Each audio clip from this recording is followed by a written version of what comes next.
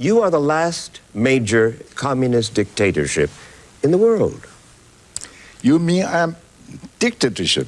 Well, of course. A developmental dictatorship is what we believe it is. Am I wrong? Of course. This is big mistake. Big mistake. Contemporary China might be the most unique system we have ever seen in modern history. It's a system still ruled by a communist party that seems to be beating the world at the capitalist game. China's political and economic system defies our conventional categories. It is a system very different from Western liberal democracies, and there is no other system in the Eastern world either that matches it. How does China's system actually work? This is a country that has lifted 800 million people out of poverty. I mean, just think about that. That is insane. In just 4 decades, China seems like a land of contradictions, where Marxism meets market reforms, Confucian philosophy meets AI-driven governance, and stability is prized over personal freedoms. What if I told you that it was a system that simultaneously contained elements of both dictatorship and democracy? Heavy state intervention and free market deregulation, low taxes but high government investment. These contradictions have led to many debates. Is China just a modern miracle of state-led capitalism, or is it a shining example of successful socialism, with Chinese characteristics, as they call it? These debates often devolve into semantics, with people picking sides based on whether they want to make a case for socialism or capitalism, or whether they come from a pro-Western bias or a fandom for anti-Western countries. But as the economist Kyu Jin argues in her book The New China Playbook, Beyond Capitalism and Socialism, China has created something fundamentally new, a model that transcends these categories entirely. But does it, though? Which is why it's important to examine exactly how China's system actually works, beyond a superficial level. But the success of China is undeniable. Simply looking at before and after pictures of Chinese cities in the past 40 years is enough evidence alone as to how far they have come. In this video, we will be going over everything you need to know about how China works. We'll trace how China's system evolved from Deng Xiaoping's market pragmatism to Xi Jinping's new era of ideological governance. Arguably the most significant shift in the governing party's worldview since the death of Mao Zedong.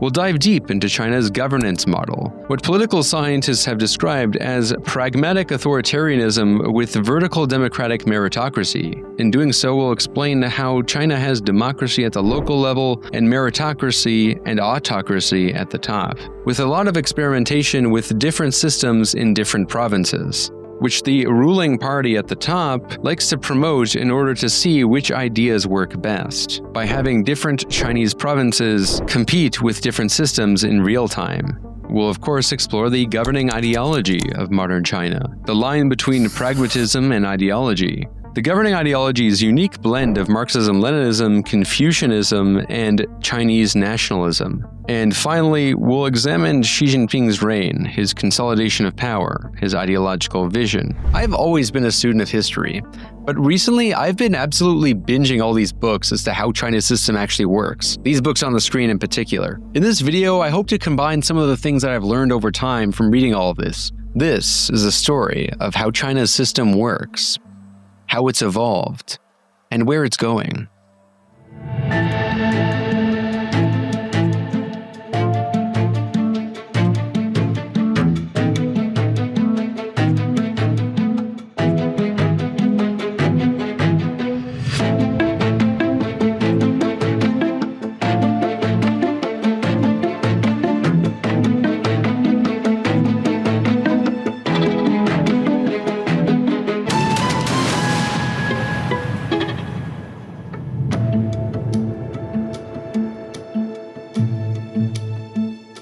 To understand how China works today, we need to rewind the clock a little.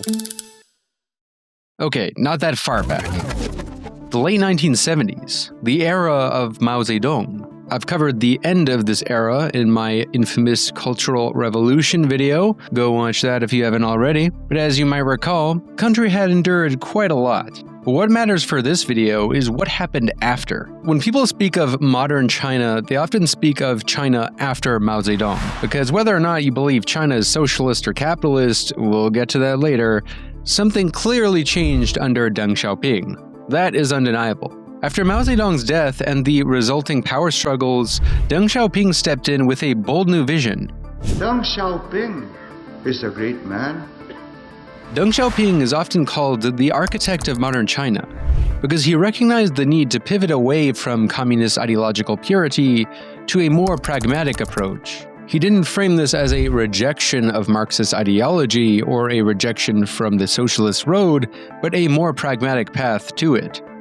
Deng Xiaoping's pragmatism can be summed up in his famous saying that, quote, "It doesn't matter if the cat is black or white, as long as it's catching mice." This philosophy of experimentation, adaptation, and gradual reform became the cornerstone of modern China. When Deng Xiaoping assumed power, most of the CCP already knew that China needed reform, but it was a question of how much reform and how fast. Deng Xiaoping understood that abrupt change could lead to chaos, and he didn't want to make the mistakes that Gorbachev would later make. Reforming so fast that it would cause chaos, leading to the collapse of the regime. Instead of embracing rapid liberalization like the Soviet Union did, or shock therapy, which the IMF and neoliberal economists were recommending, the Chinese Communist Party took a more gradualist approach, implementing market reforms in a well-calculated manner. Now, shock therapy was a consequence that a lot of countries that tried to rapidly liberalize their economy would face, like in Eastern Europe, when they would privatize their industries and remove government regulations like price controls, leading to wild price fluctuations and hyperinflation. This was real bad in Russia and in Eastern Europe. One of the most pivotal strategies that China used to avoid shock therapy was the introduction of the dual pricing system. This system allowed state-owned enterprises and farmers to sell goods both at state-controlled prices and on the open market. By maintaining the planned economy alongside a burgeoning market economy, Deng Xiaoping created a controlled environment for capitalist reforms to take root without causing utter poverty and chaos. The system let the government retain stability while incentivizing productivity. Farmers, for instance, could fulfill state quotas at fixed prices, but sell surplus crops at higher market rates. Ultimately, this would help put more economic power in the hands of the people. These early reforms would help kickstart what would become a massive economic transformation. Another groundbreaking reform was the creation of special economic zones. An example that many are aware of today is the city of Shenzhen, which looks like a city created in a science fiction film. These special economic zones offered tax breaks, relaxed regulations, and welcomed foreign investment. Unlike the nations that threw open their entire economies all at once, China experimented locally, learned from the mistakes, and scaled successful policies. What seems today like a sudden massive transformation was really the process of gradual reform. The results were staggering. Over 800 million people were lifted out of poverty, and China emerged as the manufacturing hub of the world. But this colossal economic growth wasn't without its trade-offs. Urban areas thrived while rural regions lagged behind. Economic inequality widened significantly, and environmental degradation became a serious problem, one which wasn't taken seriously up until rather recently. Under Deng Xiaoping, many of the socialist structures of the communist regime under Mao were slowly dismantled. Well, some were dismantled overnight. Deng Xiaoping systematically dismantled the Iron Rice Bowl, the cradle-to-grave welfare system from the Mao era, and this wasn't done to save money. It was a deliberate way of disciplining the labor force to make it more competitive on the world market, to make China more attractive for foreign investment. By removing job security and social benefits, the party made Chinese workers more desperate, forcing them to sell their labor for whatever wages the market would bear. Yet the Communist Party of China was still very careful to prioritize stability. They maintained tight control over political power, learning from the instability that plagued rapid transitions elsewhere. By combining state oversight with market reforms, China avoided the mass unemployment and corruption that crippled the post-Soviet economies. And yes, there was a lot of corruption that happened in China as a result of the reforms, but nothing even close to as destabilizing as what happened in post-Soviet Russia. Now, Deng Xiaoping's radical economic reformation was a lot more smooth than what happened in much of the other post-Soviet countries. The Chinese government did experience its fair share of resistance, most notably the 1989 Tiananmen Square protests, which marked a critical test for the government, where calls for political reform clashed with the party's need for control. The violent crackdown shocked the entire world, and it's when you started to see Western media become a lot more critical of China after a period of optimism following them opening up to the Western world. But the Communist Party of China learned its lesson with the Cultural Revolution revolts. It couldn't risk instability and challenges to the party's authority. The crackdown demonstrated the party's resolve to prioritize stability and control above all else. That said, the protests were quite complex and occurred for various different reasons, with various different interest groups demanding different things. If you want to learn more on this particular subject, I recommend checking out the podcast I did on One Dime Radio with Professor Jane Hayward, whose field of expertise is in China. Now, while Tiananmen Square was certainly a mediatized event, China's ties with the West continued to normalize. And in fact, it became closer and closer with the Western world, especially the United States, joining the World Trade Organization in 2001. This brings us to an often forgotten period of Chinese history, the period under the leadership of Jiang Zemin, which some believe to be China's most overlooked and, dare I say, underrated leaders. Now, a lot of people forget about Jiang Zemin because this was a period in Chinese history that a lot of people just sort of forgot about because China sort of went under the radar as a lot of things were happening in the world like 9/11, the War on Terror, and meanwhile China was quietly just growing in the background, and only until the 2010s did people sort of realize what was happening. What makes the Jiang Zemin period interesting is that it was one of the rare periods in modern Chinese history where there was actually a surprisingly high amount of media freedom, for Chinese standards, that is. Like, you can find on the internet all of these fascinating interviews of Jiang Zemin where journalists are actually busting his balls, asking him real questions, and he's getting visibly angry, but having to actually engage with them. Whereas you cannot ask Xi Jinping these kind of questions. You never see Xi Jinping being challenged by journalists in this way. And Jiang Zemin just had this sort of wholesome old grandpa vibe. At times in interviews, he seemed to be drunk and talking loosely and off script, sort of like the Chinese Nikita Khrushchev. Now, in terms of policy, Jiang Zemin's leadership brought China into the age of globalization. It's when China joined the World Trade Organization, cementing its role as the factory of the world. One of Jiang Zemin's most controversial changes was his Three Represents policy, which expanded the membership of the Communist Party of China to include private entrepreneurs, capitalists, and thereby reframing the Chinese Communist Party as not a dictatorship of the proletariat, but as a party of the people and capital, the party of the whole people. The logic behind this strategy was to contain the emerging capitalist class. As a lot of new elites were being empowered as a result of the capitalist market reforms, there was now a growing power bloc that could potentially challenge the Chinese Communist Party bureaucracy. A way of containing this emerging capitalist class without killing the goose that's laying the golden eggs was to absorb them. If you can't beat them, have them join you.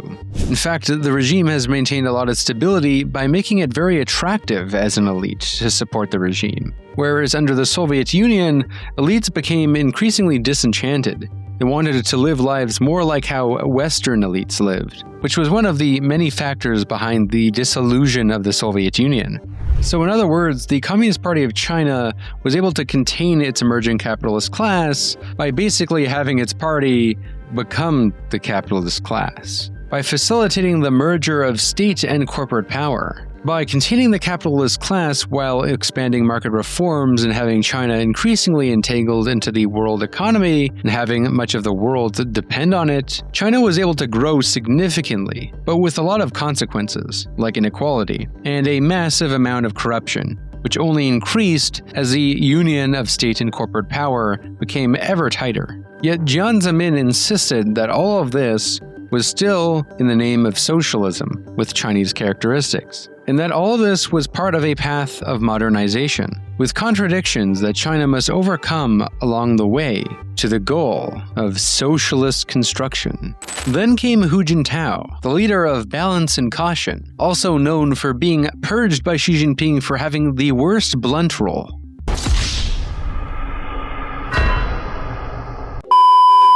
Hu Jintao prioritized social harmony over sheer growth, abolishing agricultural taxes, and improving rural healthcare and education to help reduce the growing rural poverty as a result of the combined and uneven development caused by the capitalist reforms, causing a huge divide between urban and rural China. In addition to social unrest, the Chinese Communist Party had to eventually confront the environmental crises, which it previously dismissed as a Western hoax concocted to slow down the rise of China. As it increasingly started to listen to its scientists, the Chinese Communist Party realized that this was indeed a grave danger.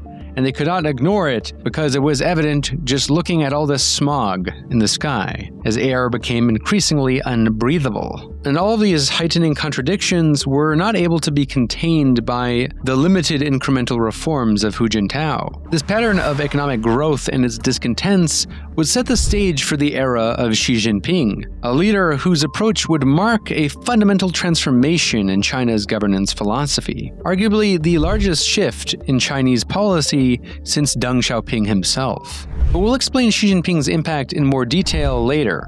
First, it's important to understand how China's modern system actually works, and how Xi Jinping would later change it. Because the governance model of China has evolved significantly, and its model from Deng Xiaoping to Xi Jinping is quite fascinating to explore. Let's look at China more abstractly. That is, what is China ideologically?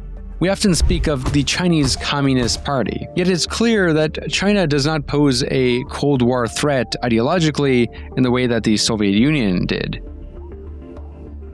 The Communist Party of China has various factions and ideological disputes. At the core of this framework is Marxism, Marxism-Leninism in particular, which still remains the official legitimating ideology of the Communist Party of China. And this might seem odd, because Marxism-Leninism was also the official governing ideology of the Soviet Union and various other actually existing communist regimes, like contemporary Cuba, Vietnam, and China before Deng Xiaoping as well, under Mao. Marxism-Leninism was coined by Joseph Stalin, but has evolved significantly, and as it is an ideology primarily used by regimes from the top down, it is significantly flexible.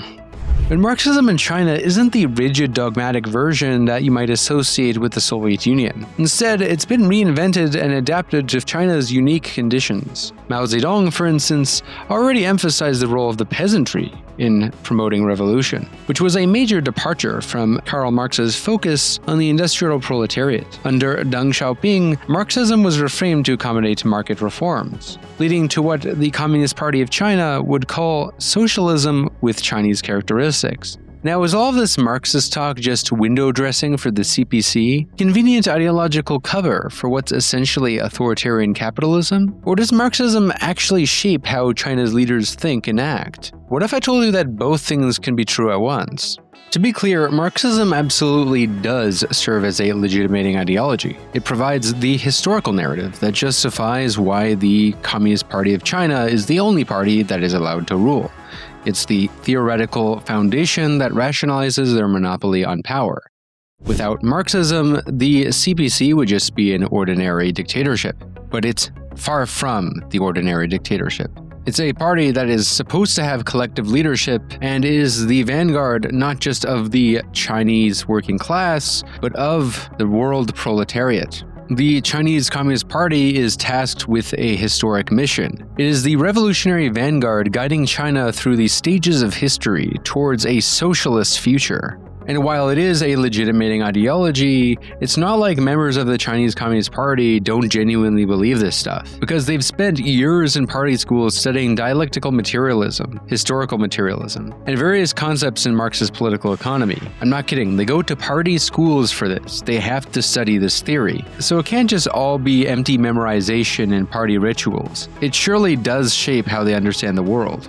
For the CPC, Marxism provides the intellectual framework that justifies China's entire development strategy. According to Marxist theory, you can't just jump straight to communism. You need to develop the productive forces first. Marx himself wrote that capitalism was a necessary stage to create the material abundance that makes socialism possible. This is exactly how the CPC justifies its use of capitalist markets and its integration with the Western economy. They argue that they're not betraying socialism, but rather that they're actually following Marx's real roadmap. By becoming the world's factory, by developing technology and infrastructure, by creating wealth, even if it's unevenly distributed for now, they're building the productive forces necessary for socialism eventually. Now, of course, whether they actually intend to transition to socialism is another question entirely. But for now, just know that the Marxist framework provides both the language and the logic for China's current path. It's not just empty rhetoric, it's a conceptual toolkit that also shapes policy decisions. It would be a lot harder for the CPC to justify its monopoly on power if it simply said that they were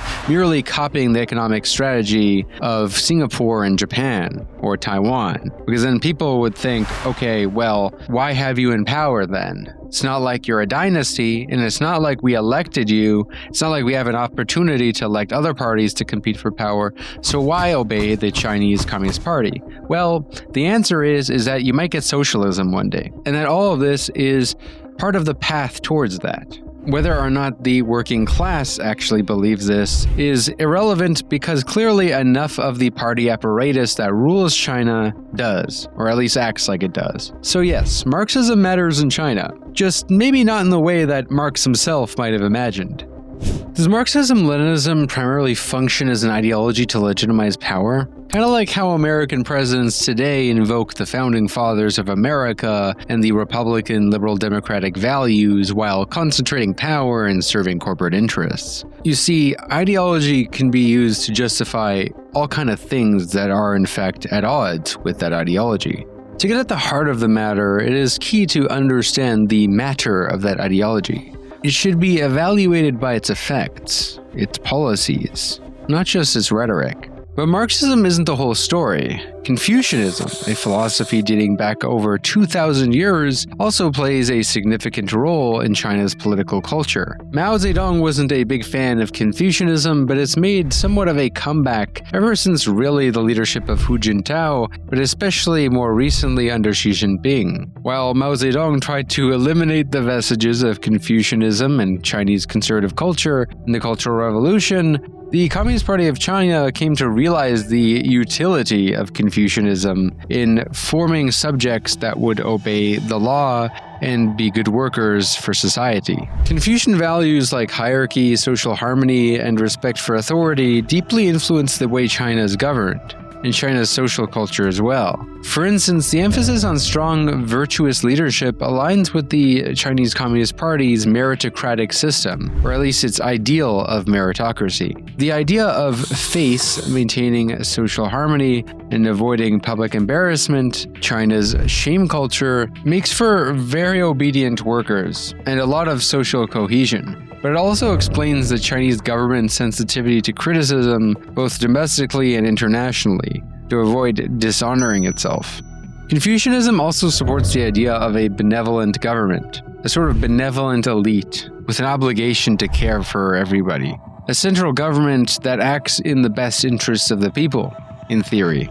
This aligns neatly with the Chinese Communist Party's narrative that its centralized control ensures stability and prosperity. However, this emphasis on collective harmony often comes at the cost of individual freedoms, as dissent is seen as disruptive to the common good. Yeah, that's right. China's lack of civil liberties is not just a result of its communist regime, but was a characteristic feature of Chinese governments throughout its history. In fact, there is this old trope of Oriental despotism, which is derived heavily from Chinese forms of government, which tended to be a lot more bureaucratic than other forms of government. A third pillar of the ideology of modern China is nationalism. You could argue that nationalism was always part of the Communist Party of China, despite the fact that it was the communists who ended up defeating the KMT nationalists in the Civil War. Nationalism proved to be a very effective political tool. And while even Mao Zedong embraced nationalistic elements, nationalism has taken a more explicit comeback under the era of Xi Jinping. Modern Chinese nationalism is deeply rooted in the country's history of humiliation at the hands of foreign powers. During the so-called century of humiliation from the Opium Wars to the Japanese occupation, the CPC has positioned itself as the guardian of China's sovereignty and dignity, using nationalism as an effective way to rally support. This nationalist narrative is central to projects like the Belt and Road Initiative, which the Chinese government portrays as a way to reclaim its rightful place as a global leader. But unlike earlier Chinese nationalism, which took on a more defensive character, the resurgence of Han Chinese nationalism under Xi Jinping has taken on a more expansionist character, and some say a more chauvinist character, in the sense of being explicitly more Han-centric. This nationalism isn't just a domestic tool, it shapes China's foreign policy and its vision of a multipolar world. What's remarkable is how these ideologies all coexist. Marxism provides a revolutionary framework that gives the CPC a long-term mission and legitimacy for its rule. Confucianism is like the social glue that offers more cultural legitimacy and has longer roots in Chinese culture. Meanwhile, the nationalism ensures loyalty and facilitates unity, as China is a very large and diverse country. Together, these ideologies create a system that is both forward-looking and deeply rooted in China's past. So in some sense, it's very progressive and very traditionalist. And I don't use these terms in a pejorative or a positive sense. That's just the reality of what it is. The Chinese Communist Party has found a very successful way of blending in ideologies that are radically new with what is old, rooted, and familiar. Confucian harmony with rapid modernization. Nationalism with China's integration in the global economy. Chinese nationalism despite China's complicity in the globalist world capitalist system. These tensions are all fault lines of modern China, and how the Chinese Communist Party navigates them will define its future. While China's economic reforms were groundbreaking, its governance system is just as intriguing, and it has evolved quite a lot over time. To understand China's governance model, you need to first understand one of its most defining features that separates it from Western-style liberal democracies: the party state. The reason why you hear China, Vietnam, Cuba, and the former USSR described as regimes, whereas the United States, Canada are described as governments, is because those governments were elected. And in these countries, there is a separation between party and state, meaning that many of the state functions are not occupied by the party, but by people who are nonpartisan or even people of a separate party. The elected party, in other words, has no direct control of these government functions, although Trump is trying to increasingly reverse that in the United States with his unitary executive theory. Whereas it wouldn't make a lot of sense to talk about the Republican Party regime or the Democratic Party regime, because these parties, however similar they may be, have to be elected to power and can lose the next elections. And they also need approval of people in the other party in order to get many things done. The lack of separation of party and state is one of the things that China still has in common with when it was under communism. Think of the CPC party state like this. You got two massive organizations, the party and the state, that are heavily intertwined, but each with its own hierarchy, operating side by side and influencing each other at every level. While there are bureaucrats at various levels, it is ultimately the Chinese Communist Party bureaucracy that wields ultimate control, overseeing the key decisions and ensuring that state policies align with its directives. But just because China is a one-party dictatorship doesn't mean that the Communist Party is able to just direct everything from a simple top-down way. Even though the party's authority is virtually impossible to challenge, its governance model is incredibly complicated and more decentralized than you might expect. This intertwining of party and state is a key element of what makes China's system so unique, and also very opaque. Because there's only one single hegemonic party, the different factional disputes that take place within this party are basically invisible, or occur very subtly. Because it's basically an internal power struggle, whereby if one side shows its cards too openly, it could be vulnerable to attack, as it is not that difficult for the leadership of the party to purge people within that party, even if they do it non-violently now compared to before. In contrast to a system where there are competing parties that openly contest each other and challenge each other's worldviews, the factional disputes within the party are not as obvious to see, because they all have to appease the top leadership in order to move up the hierarchy and to avoid persecution. The fusion of party and state shapes everything about how China governs itself on a day-to-day basis. In his book, The China Model, the political philosopher Daniel Bell characterizes China's system as a vertical democratic meritocracy.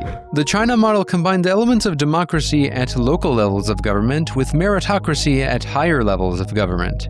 Now, it's important to note that this book was written between 2012 and 2014, during a period when China's governance system still maintained a lot more collective leadership structures that were established by Deng Xiaoping. But as we will see, since then, things have changed a lot under Xi Jinping, who has dramatically transformed the system by concentrating power to a degree never seen since Mao Zedong himself. At the heart of the system lies an idea rooted deep in China's history: meritocracy. Yep, that's one thing that China and the United States have in common: the idea of merit and hard work. But unlike Western democracies that prioritize elections, which this Chinese view would dismiss as mere popularity contests, the China model emphasizes selecting leaders based on competence. But this principle is not a Communist Party invention.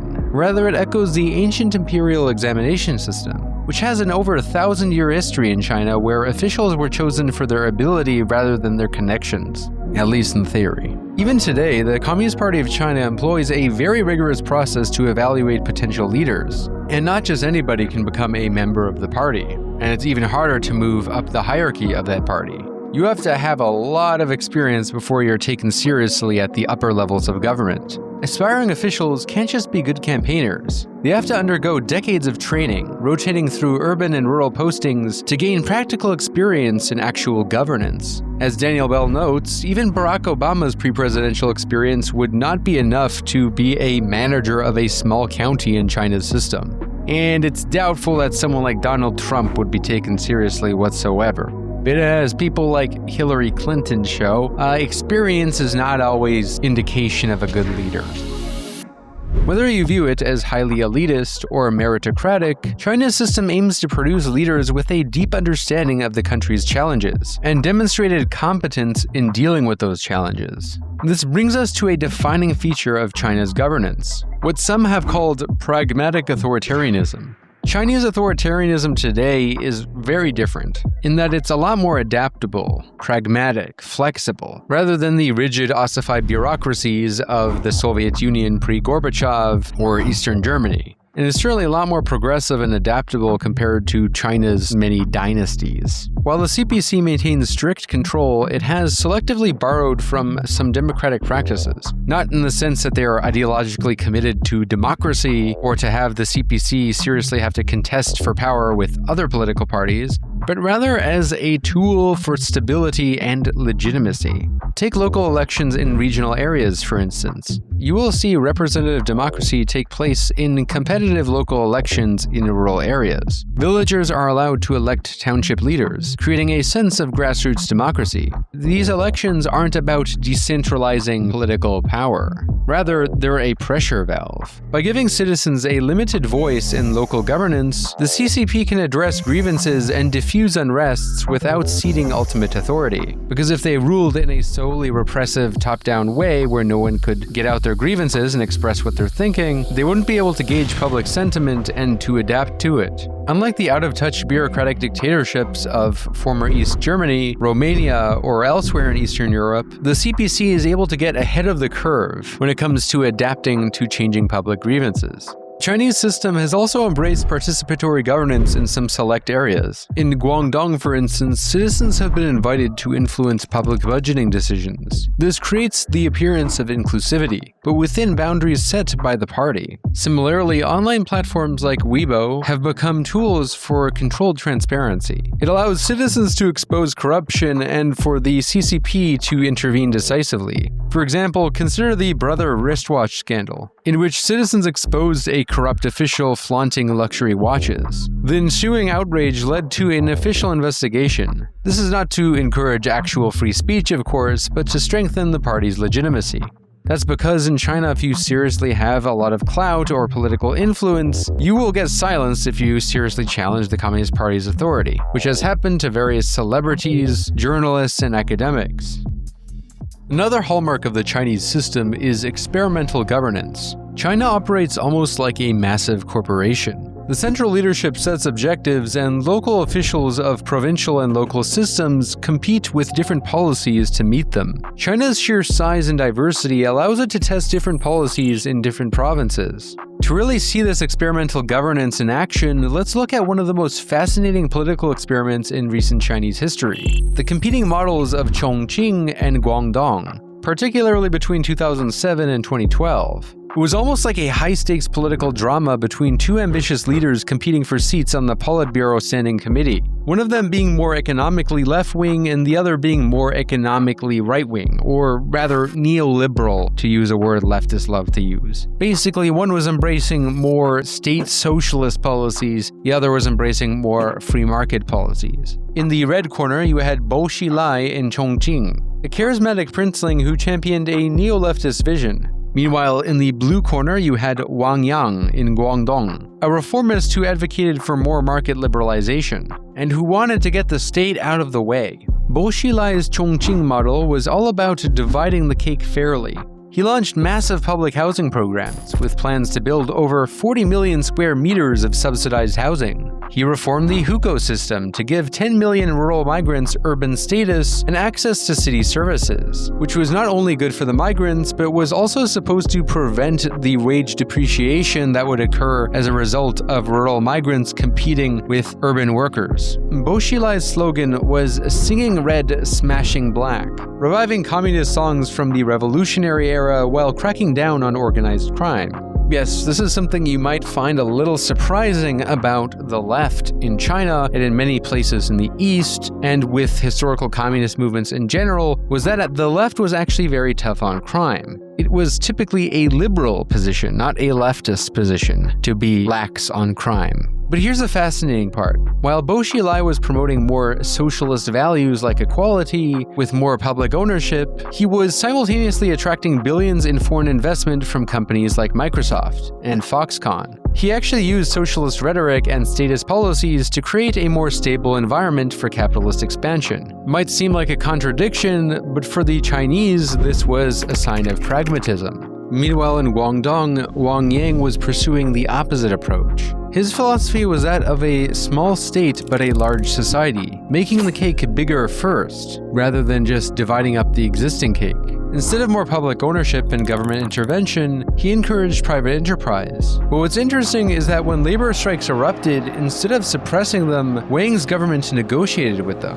He was actually consistent in facilitating civil society, in the free market philosophy. The most dramatic example was the Wuhan village protests in 2011. When villagers expelled corrupt village officials, Wang didn't send in the police to crush them. Instead, he sent negotiators, allowed for elections, and had it resolved rather peacefully. This was quite unprecedented in China, which led to a result that was quite counterintuitive. The free market guy actually ended up in some ways being more pro-worker, because while Bo Xilai supported more government intervention and public ownership, he was also more likely to use state force to surveil civil society, including cracking down on protesters and worker strikes. Now, when it comes to which governance model did better, both the models of Chongqing and Guangdong achieved quite impressive results. Chongqing's GDP grew over 15% annually, the highest in China, while Guangdong maintained robust growth while successfully upgrading its industries. But they represented fundamentally different visions for China's future. What's crucial to understand, though, is that these weren't rogue experiments. This competition was explicitly encouraged by the central government, as part of the CPC's system of experimental governance. At the provincial level, you have this kind of policy experimentation, where you can test out different policies and see the effects. Meanwhile, at the top, you have meritocratic selection. Now, the competition between the systems of Guangdong and Chongqing had a dramatic ending. Bo Xilai's model, while starting out very popular, ended up collapsing with his spectacular downfall in 2012, where he ended up purged and imprisoned for corruption. Meanwhile, Wang Yang's more liberal approach seemed to have won. But here's the irony. Under Xi Jinping, China has adopted many of Chongqing's goals, with an explicit commitment to reducing inequality, controlling capital, emphasizing common prosperity, but with even tighter central control. Both experiments ended up informing national policy, even if one of the experimenters didn't survive politically. Another component to understanding how China's decentralized system of experimentation works is what Kyu Jin calls the mayor economy. In China's highly complicated pyramid-like bureaucratic structure, the promotion of local officials has been historically tied to their ability to deliver economic performance. This creates what Kyu Jin calls GDP worship. Oh yeah, the Chinese are very obsessed with GDP, just as much as many Western capitalist countries are, if not more. A fierce, tournament-style competition among regions to outperform one another. This relentless drive for GDP growth explains why local officials are so motivated to support promoting businesses, which includes private firms and state-owned enterprises. If you want to learn more about how China's state-owned enterprises work, I highly recommend this video from Professor Jane Hayward, who I had on my podcast One Dime Radio about twice now. Very good episodes, you should check those out as well when you're done this. Now, the strategy of encouraging GDP growth at all costs has transformed China's agricultural towns into booming industrial hubs, modernizing at an unprecedented rate. Ultimately, China's governance model prioritizes stability above all else. The CCP uses a mix of meritocracy, controlled transparency, managed democracy, and selective public participation to maintain its grip on power. By gathering public feedback through surveys, online platforms, and even very limited degrees of protests, as well as a certain degree of free markets, as market signals allow for more information, the party is able to know what the public is thinking and adapt to social changes without losing its legitimacy.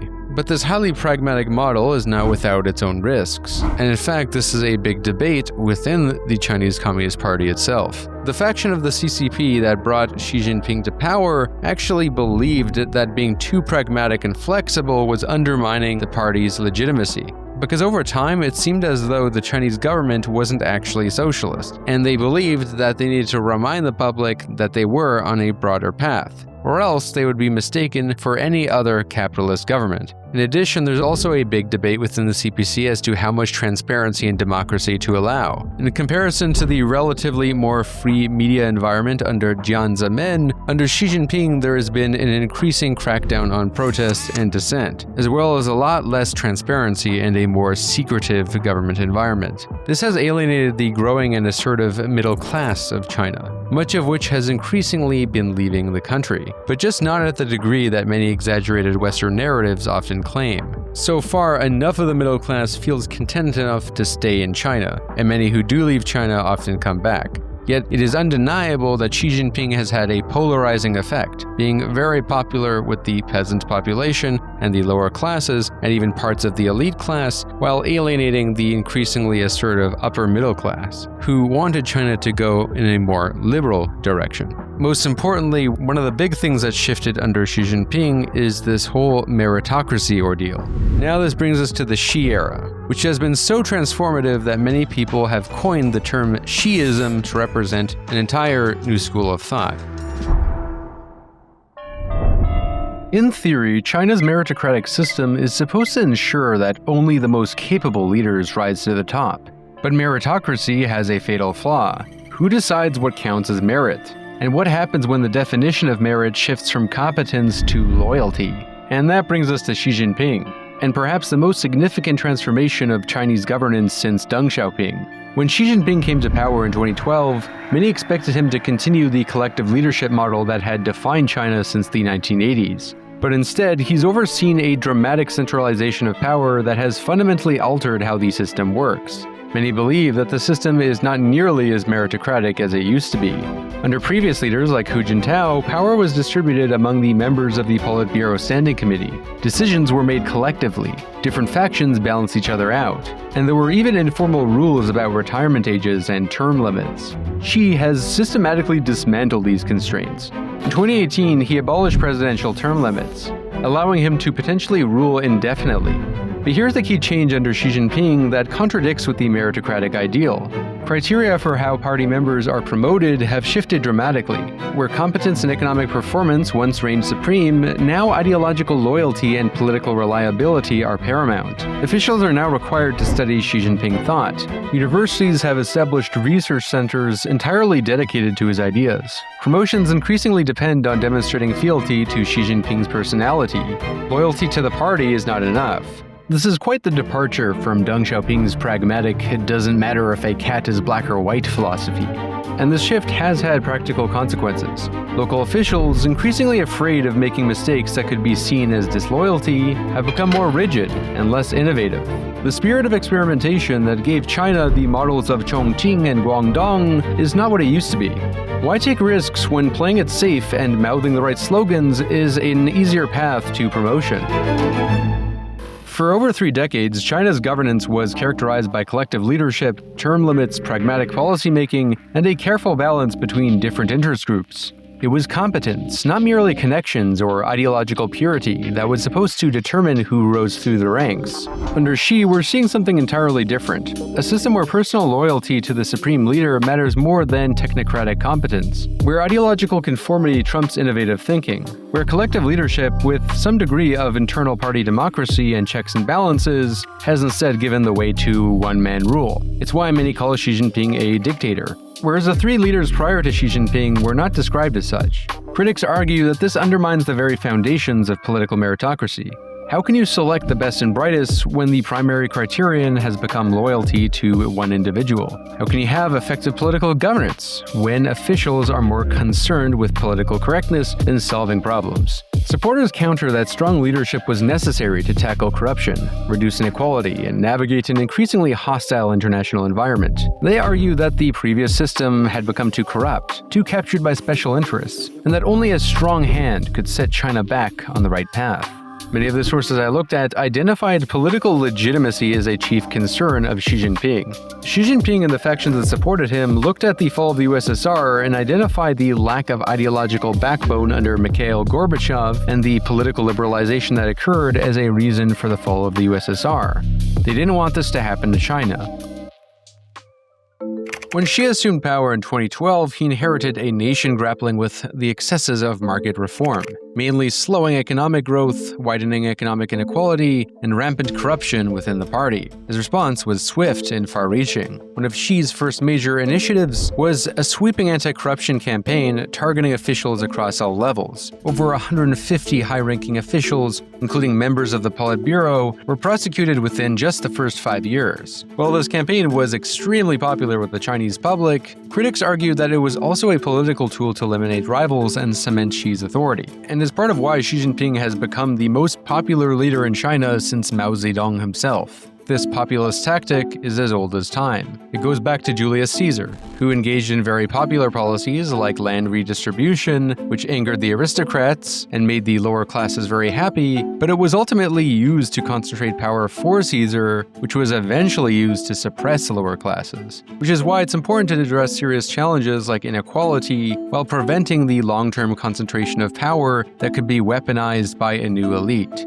One of the most popular things in Xi Jinping's agenda was the idea of common prosperity. This agenda seeks to address the growing inequality that has become one of China's most pressing challenges, which you would think would be quite important to the legitimacy of a supposedly communist party, which rules over a society with wealth inequality that is comparable to that of Canada. Through targeted measures, Xi's administration cracked down on monopolistic practices in big tech and in real estate, while encouraging wealthier citizens and corporations to contribute to social welfare. One of the most significant achievements made under Xi's rule was the eradication of extreme poverty.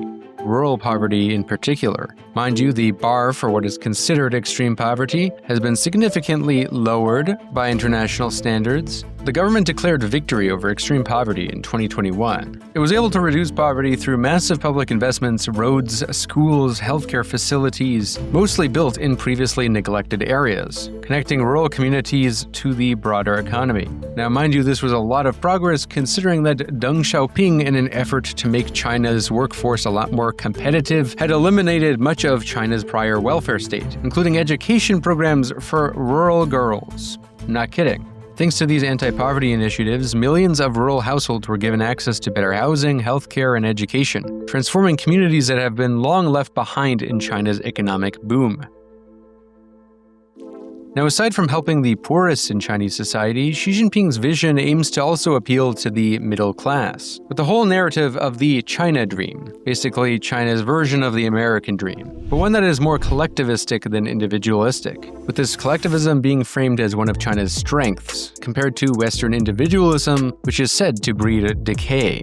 A narrative of national rejuvenation and greatness. Now, this is not just about patriotism or fostering a better work ethic, it's also about realigning power away from society and towards the state. This new nationalism has been used to frame criticisms of the party as unpatriotic, even treasonous, but it's been incredibly effective in mobilizing the population. But it also justifies more repression and foreign aggression in the name of national interest. Now, Xi Jinping's reforms have extended far beyond China's borders. His signature foreign policy development was, of course, the Belt and Road Initiative, aimed at expanding China's influence globally by building infrastructure networks across Asia, Africa, and Europe. The Belt and Road Initiative is often framed as a modern Silk Road. It serves the dual purpose of securing access to resources and markets, while also weaving in partner nations into China's economic orbit, making more countries dependent on China, which expands its geopolitical power. In this regard, China is merely learning from the British and the Dutch by building a commercial empire as a highly effective means of soft power. But we've also seen a rise of explicit hard power under Xi Jinping. Xi's rule has overseen an unprecedented expansion of surveillance and control.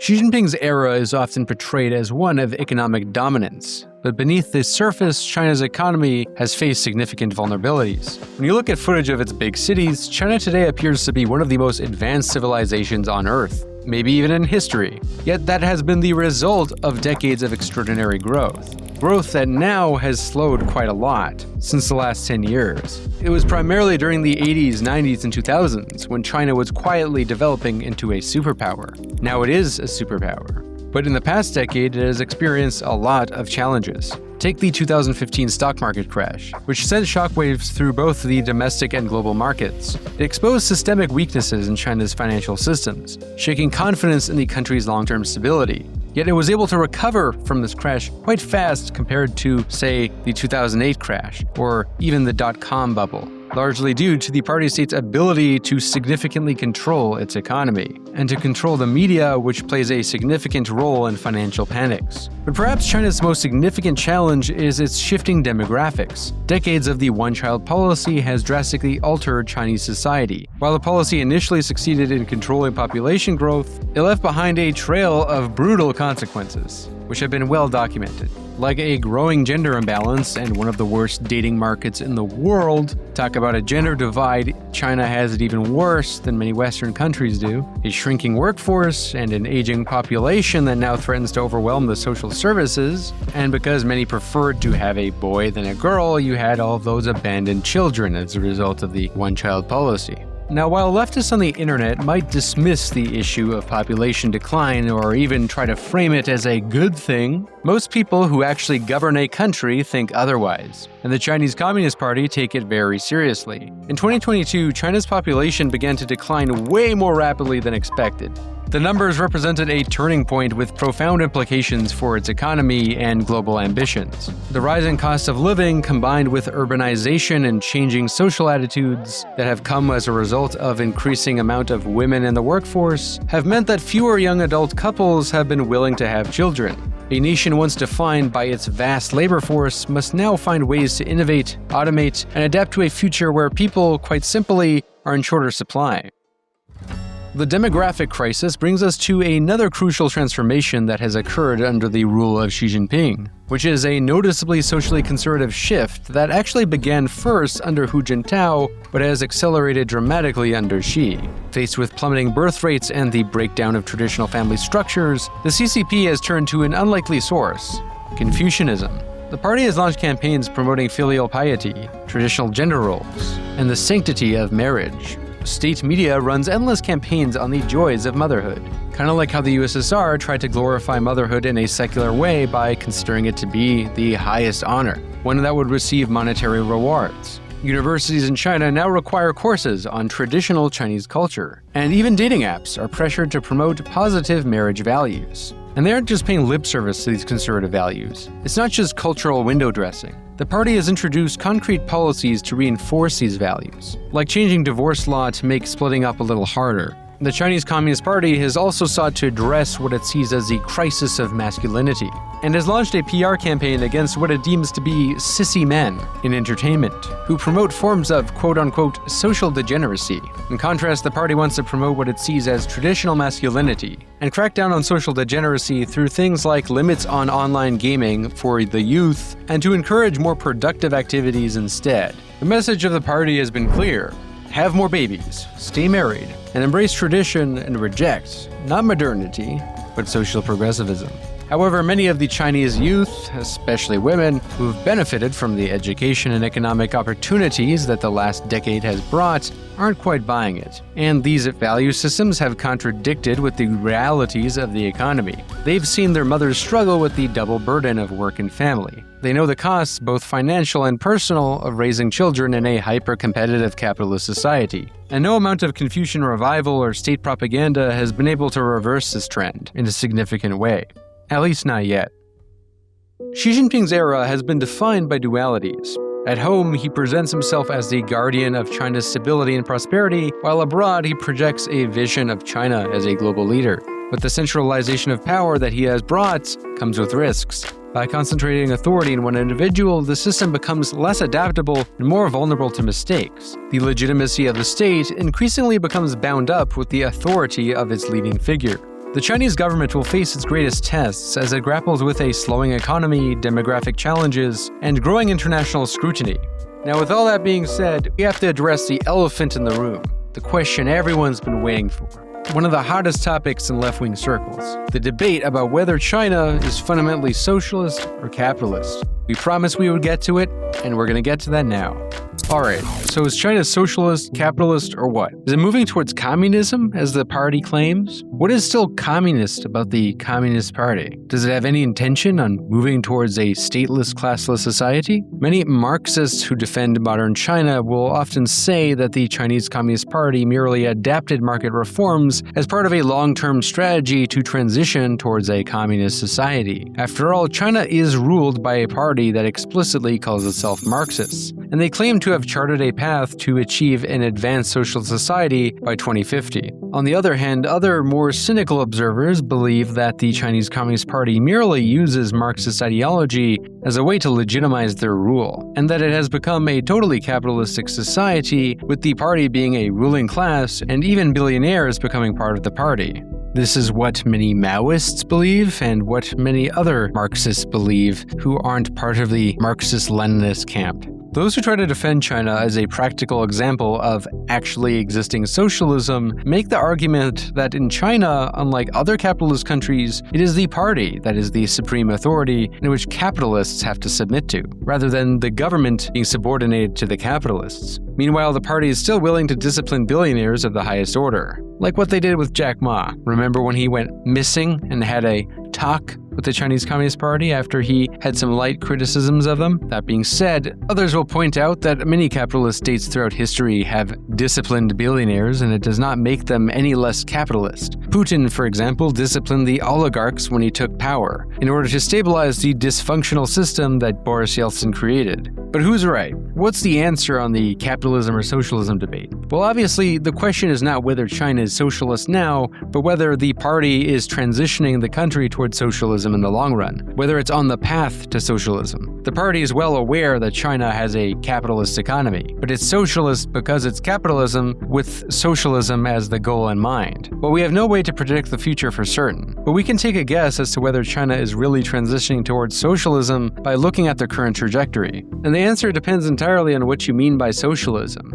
Now let's first look at this question based on how socialism is understood by the theoretical framework that the Chinese Communist Party operates by, the framework of Marxism-Leninism. The party argues that China is in the primary stage of socialism. a distinct historical period where market mechanisms serve socialist ends under Communist Party leadership.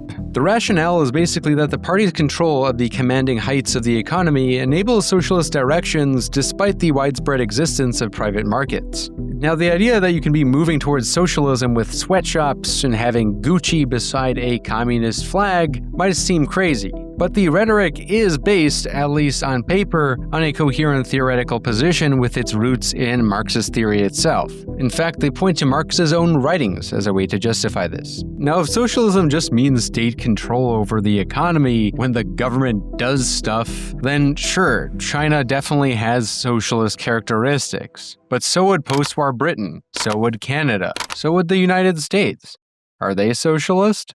The state owns key industries, directs investments, and intervenes heavily into markets. By this statist definition of socialism, then sure, China checks the box. But many people also just call this state capitalism. Marxist-Leninists will respond to this argument by saying that what makes China socialist is not just the state's ownership and direction of key industries, but the fact that it's led by a communist party that is supposed to be moving towards socialism. But if we take this argument seriously, it basically boils down to China being socialists because the Communist Party says so. So whether you believe China is going towards socialism is based on whether you take the Communist Party of China's word, whether you have faith in the party.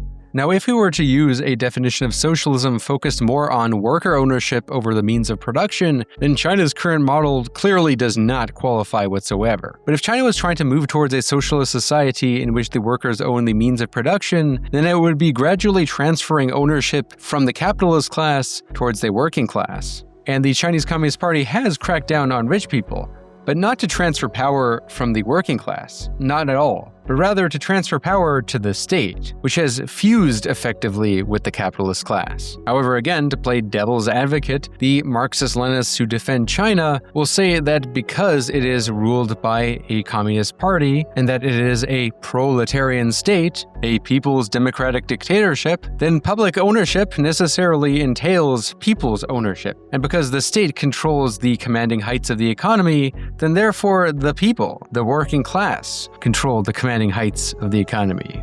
But how much power does the working class actually have in China? Let's look at the labor conditions. Chinese workers face some of the longest hours and most intense working conditions in the world. Far from being organs of independent worker power, these state-sanctioned unions function to bolster state power. If socialism means successful capitalism, then sure, China is socialist. But if socialism has anything to do with worker power, then let's be real. China is one of the only major economies where independent unions are completely illegal. Every single union must be approved by the All China Federation of Trade Unions, the ACFTU, which is controlled by the Communist Party, not the workers themselves. Think about that. In a supposedly socialist state, workers cannot organize independently to negotiate with their employers. The right to strike? Nope, that was removed from China's constitution in 1982.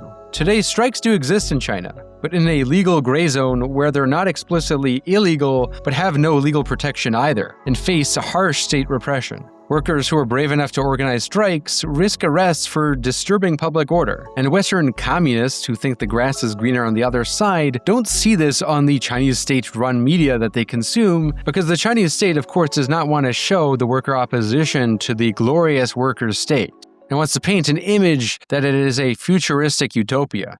The International Trade Union Confederation rates China's labor rights as Category 5, the worst possible rating, meaning no guarantee of rights. This puts China in the same category as Saudi Arabia and Iran, not exactly the places you'd have in mind when you think of socialist countries. Now compare worker power in China to that of Germany, where workers are at least able to sit on corporate boards through co-determination laws, or Norway, where over 50% of the workforce is unionized and collective bargaining is the norm. They don't even need a minimum wage because of how much power unions have. Or hell, even in the United States, far from anything like a worker's paradise, unions are at least independent and strikes are protected as a right, at least on paper, even though these rights have been gradually diminished through anti-labor laws and police crackdowns. I mean, when you think about it, it's quite astounding how just a decade ago or more, people were talking about all the sweatshops in China and it was seen as a moral crisis. Nobody was talking about China as some kind of socialist state, let alone a model of socialism for the West to emulate, which I've seen some very clueless so-called leftist influencers champion. Now, if the conditions of the Chinese working class couldn't get any worse, they have absolutely no political power to change any of this. Workers in China can't vote for their national leaders, or for different parties.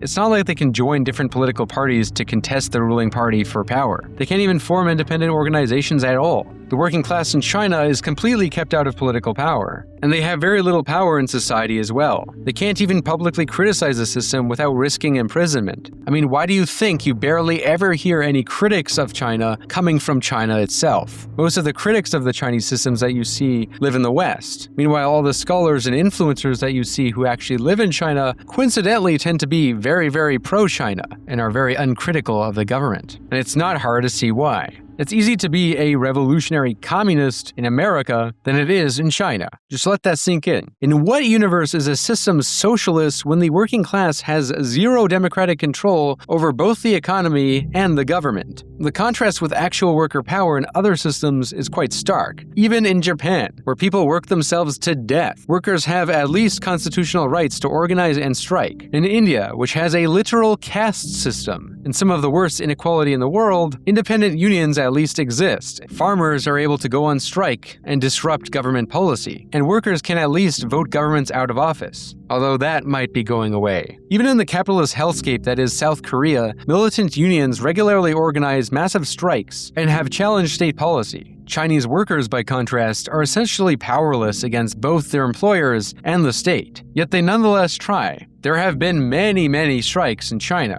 despite the state effort to suppress them. But you won't see these strikes on Chinese state-run media. You'll see it on Telegram channels, or on websites in which Chinese people use their VPNs in order to illegally upload footage of things like this. If China was genuinely building an alternative economic model, whether it be socialist or social democratic or even a more benevolent form of capitalism, you would at least see people from third world countries trying to migrate to China en masse. But you don't. And it's not like China's lack of democracy and civic freedoms is merely excusable by their status as a developing country. Right nearby China, you have Mongolia, which is anything but a rich country which has democratic elections and far more civic freedoms than China does. While people can use Marxist theory of stages of economic development to rationalize China's need to build the productive forces, it doesn't change the fact that Marx saw the working class as the agent of emancipation, the emancipation of labor from capital. But instead, Chinese workers find themselves under the total domination of both capital and the authoritarian state, all in the name of socialism. It's one of the great ironies of history that a communist state would end up practicing the most brutal form of capitalism ever seen. And it's not like capitalism has no benefits. It certainly delivers the goods, and as Karl Marx noted, it has a progressive role in history, which is why the majority of Chinese people, despite being subjected to exploitation, have seen a massive increase in the standard of living. And you know what? So did workers in the 19th and 20th centuries. But that didn't change the fact that this was capitalism. Now, defenders of the Chinese model might argue that the party represents the workers' interests, and that by ostensibly representing the workers' interests, China merely represents a different form of democracy, because all that it does is for the good of the people. But when labor activists are imprisoned, when strikes are suppressed, when workers have no voice in selecting their supposed representatives, then it's hard to argue that democracy exists in a meaningful sense, unless you are to define democracy in the way that Mussolini does in the doctrine of fascism. Yes, Mussolini called fascism the democratic doctrine par excellence, because the fascist state represented the interests of the people, both the workers and the capitalists, under a corporatist economic structure, whereby state-sanctioned unions would reconcile the class conflicts between employers and employees for the common good. But as we know, in practice, the state ended up suppressing wages and the interests of workers to the benefit of capitalists. And most people don't consider the socialism of the fascist states to be really socialist in any kind of worker emancipation sense. It's paternalism at best and a more brutal form of state capitalism at worst. When Foxconn workers were jumping off buildings due to brutal working conditions, where was the worker state? When delivery drivers work 16-hour days without basic protections, where is the dictatorship of the proletariat? And here's the ultimate irony. Let's look at healthcare. supposedly the crown jewel of any socialist system. Even statist conceptions of socialism at least define their socialism on the basis of public ownership and a robust social safety net. This was the basis of the Fabian socialism that Britain had under the leadership of the Labour Party in the post-war era, which many Western democracies with high unionization had. Free healthcare, public college, stable jobs, high wages, strong unions. You know the deal. A capitalist system in which workers had a bigger slice of the pie and had a seat at the table. But you know what percentage of healthcare costs Chinese citizens pay out of their pocket? About 28%. That's more than double what Canadians pay, which is closer to 14%, and also double what the British pay, which is also close to 14%. You heard that right. Communist China forces its citizens to pay a higher share of medical costs than capitalist countries like the United Kingdom with its NHS. So even if we were to define socialism on these statist terms, which I don't, England is more socialist than China. And if all that wasn't enough, even these state-owned enterprises in China have shares owned by private individuals. They operate exactly like capitalist companies. They are just subsidized and funded and directed by the government. If these kind of profit-driven state-owned enterprises count as socialism, then Japan would be socialist due to its central bank owning large portions of stocks to prevent market crashes. So what is China really? Well, given the lack of socialization in China now, the only case you could make that China is moving towards socialism is that the Chinese Communist Party says it is. You'd be basically taking them at their word and placing faith in them. And given the road that China is currently on, China becoming a socialist country in any sense of worker emancipation seems more unlikely than the return of Christ. At the end of the day, China does represent a new system, one very different from Western forms of capitalism. It is a system where the Communist Party uses the rhetoric of building socialism to justify suppressing worker power, keeping wages low, and maintaining China's competitiveness in the global capitalist system. Put simply, the Chinese system is basically using socialism in order to be very good at capitalism. This is why the Communist Party talks about socialism being a distant goal. Officially, the Chinese Communist Party claims that China first started being socialist in 1956, when the People's Republic of China was established, and that they are currently in the primary stage of socialism. And it won't be until 2050 where China becomes a great modern socialist country, one that is prosperous, strong, democratic, and harmonious.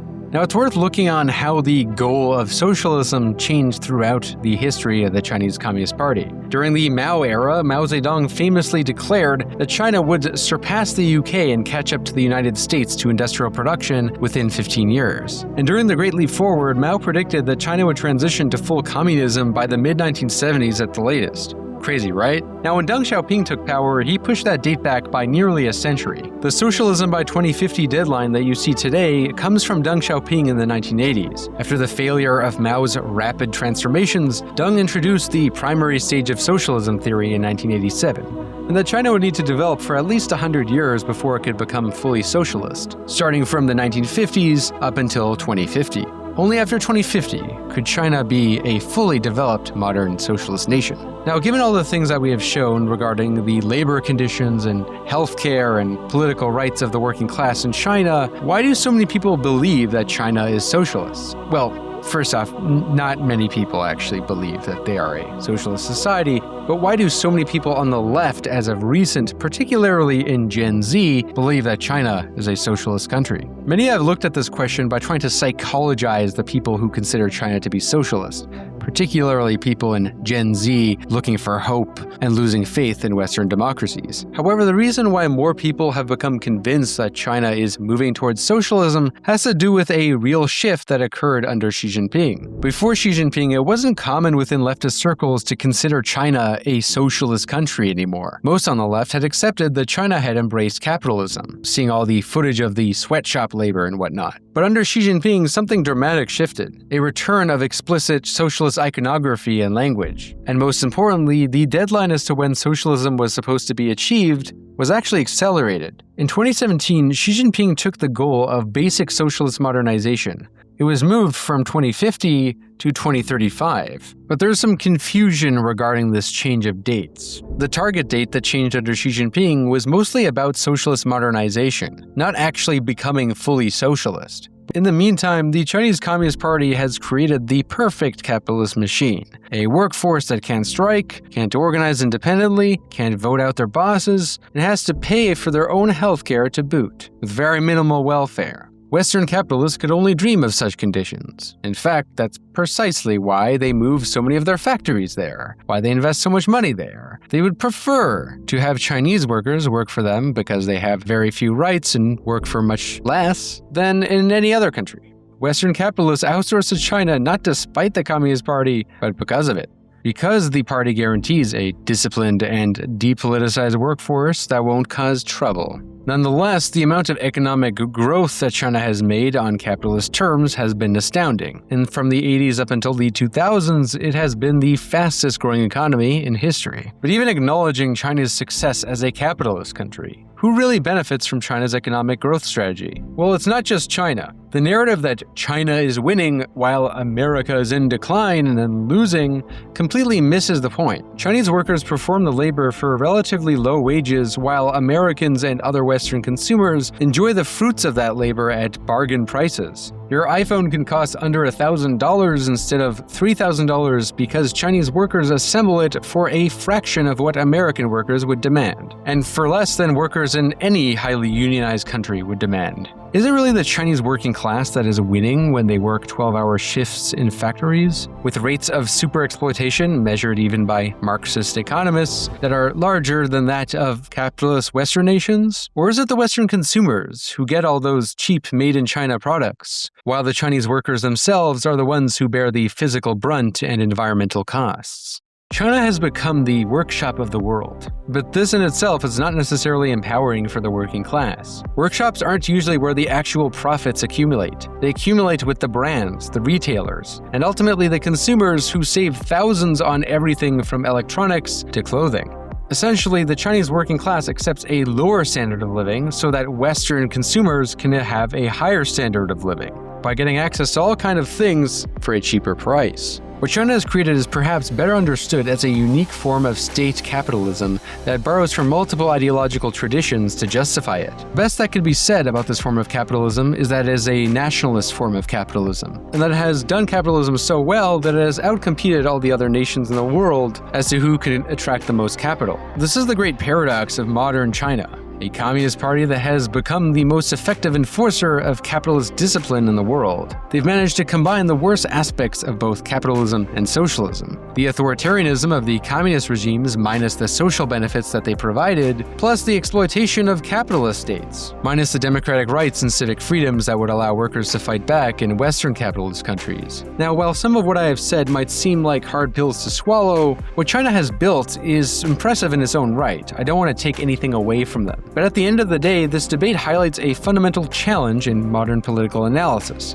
The reality is that China has created a system designed to keep cheap labor disciplined and competitive. Call it good capitalism, but it's certainly not socialism in a Marxian sense. Now, speaking of workers owning the means of production, I'm excited to announce that I'm recently signed with Means TV, the world's first worker-owned streaming service. Now don't worry, I'm not going anywhere. All my videos will continue to be right here on YouTube, but they will also be available on Means TV, which is a platform that's actually owned and operated by workers themselves.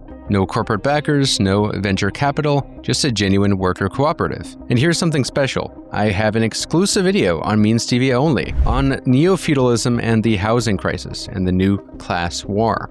And it's a video that gets into how we can actually solve the housing crisis more broadly. I recommend joining Means TV using my link in the description. You'll get commission, I'll get some support, and you'll be supporting a worker-owned business, so it's a win-win. Now, some people object by arguing that whether China's system can be called socialist or capitalist doesn't really matter, because whatever it's doing, it's working. It may still have capitalism, but it's better than neoliberal capitalism. This shifts the terms of debate a little bit, but in that case, is China's model really that more desirable than Western liberal capitalism? And more importantly, is it even possible for other countries to emulate China's success and adopt that similar kind of model? Well, the answer is probably not, even if you think the China model is a compelling alternative. And honestly, this is the part of the analysis that the vast majority of people I see talking about China totally miss, which is that there are very few, if any, countries that can replicate China's success. China's economic miracle rests on a foundation that simply can't be reproduced elsewhere. First off, it possesses the largest labor force on the planet. We're talking skilled, educated workers willing to work for cheap, en masse. The sheer size of China's workforce creates less individual leverage for all workers, making the country exceptionally attractive to global capital. When foreign capital flooded into China, companies could pay wages that, while low for Western standards, significantly exceeded what workers previously earned in China, especially in the rural areas, who migrated en masse into the cities. This created a win-win for capital: access to skilled labor at rock-bottom prices, and workers desperate enough to accept these labor conditions as an improvement in their living standards. Now, there simply aren't many countries that possess the variables that allowed China to get so wealthy in this world capitalist system. Most countries simply aren't competitive and won't attract investment in the way that China has. Now, there are other countries that have tried to replicate some of the things China has done, like Indonesia, which also has a very big population, but has not seen nearly the same level of success. India is the only country with a population comparable to that of China, and it has not achieved nearly the same level of success from capitalism as China has. Vietnam has been an attractive place for many US companies in particular to invest in, as the United States increasingly tries to pivot away from China. That's why you probably notice that a lot of your clothes have been made in Vietnam. But here's the fundamental problem. These nations just cannot match China's unique combination of scale, skill, and low wages. Vietnam has 97 million people. Indonesia has 273 million. That's a lot, but China has 1.4 billion. The math simply is not comparable. China's hukou system created a unique solution to labor mobility that virtually no other country can replicate. By strategically assigning people to rural areas while requiring them to work in urban centers, China engineered the perfect storm for explosive economic growth, a massive, mobile, yet legally constrained workforce that could be directed wherever capital needed it most. In fact, the hukou system is part of why the Chinese government even felt it was necessary to build the very nice high-speed rail system that everyone loves to glaze. That was built literally so that Chinese workers could go from the rural areas to the urban centers and go back from work the same night. Other countries simply lack the scale, the authoritarian control, the unique institutional arrangements, the sheer numbers that made China's economic transformation possible. So regardless if you think China is capitalist, socialist, or whatever, even if you are looking to China as a successful economic model, it simply just isn't for most countries. The only takeaway you can really get is that state-led capitalism, what some might call corporatism, is a more effective economic growth model than the free market capitalism. But then again, this would make China merely the most successful corporatist state. For the state to be the authority above capital and above labor, so that both would work for the good of the whole nation. But one fact that I think everyone can agree on is that what China has done has been remarkably successful for its standards. By whatever means you wish to describe it, China's model has been successful for itself, even if that model is not a blueprint that other countries can realistically follow. Alright, so there you have it. The complex, contradictory, and utterly fascinating story of how modern China works. Thank you very much for watching. If you found this exploration insightful, don't forget to like, subscribe, and comment your thoughts. And if you want to help support independent, in-depth, well-researched content like this, then consider supporting One Dime on Patreon. More importantly, by becoming a patron, you get access to well over 100 exclusive podcast episodes of the One Dime Radio podcast, which, if you've been living under a rock and have simply been following this channel and not my second channel, go subscribe to that channel. I have an entire podcast, and it's where I actually upload on a weekly basis. And if you like in-depth stuff like this, you'll really like that podcast. In fact, it's one of my favorite things to do. And the second half of it is on Patreon only. And I'm sure if you ask people in the comments, they will attest that it's well worth it. So what are you waiting for? Become a patron. I'm still waiting. I'm still waiting for you to become a patron. Oh yeah, and thank you very much to the patrons who have supported me thus far, especially these generous people on the screen.